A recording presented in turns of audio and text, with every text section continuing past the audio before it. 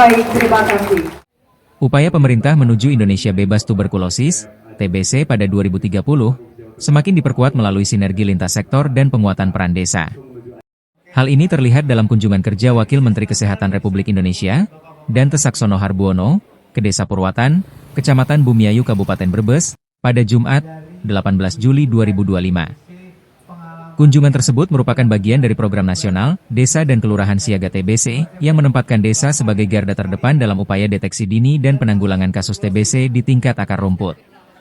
Dalam lawatannya, Profesor Dante turut didampingi sejumlah pejabat dari Kementerian Kesehatan, Kementerian Desa, serta Kementerian Pemberdayaan Perempuan dan Perlindungan Anak.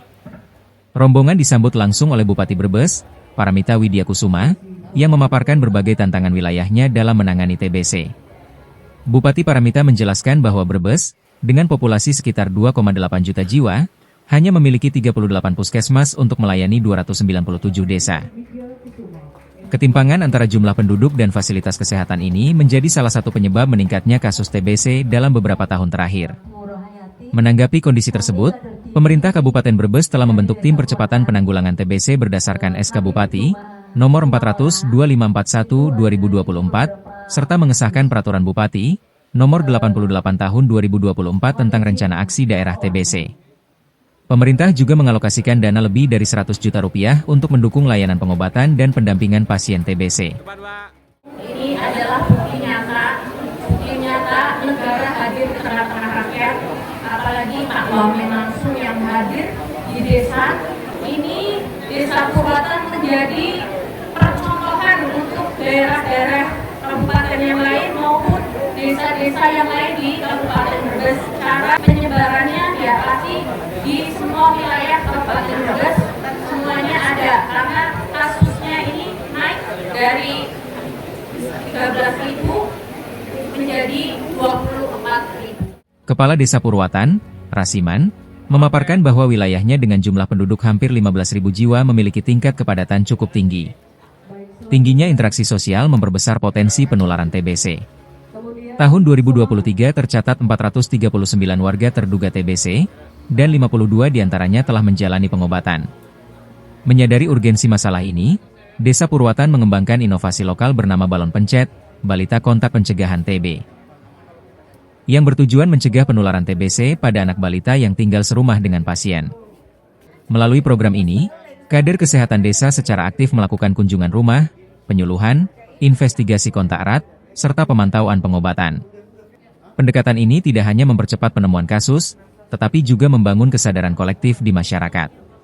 Jelas kita waktu pembentukan tim RKPD urutan daripada tahapan aturan itu kita sampaikan ke warga, pembentukan tim RKPD, nanti dalam RKPD sampaikan ke warga, sampai dengan di tingkat musdus di tingkat kadus, musdes sampai tingkat desa. Apa sih warga yang dikeluhkan hari ini?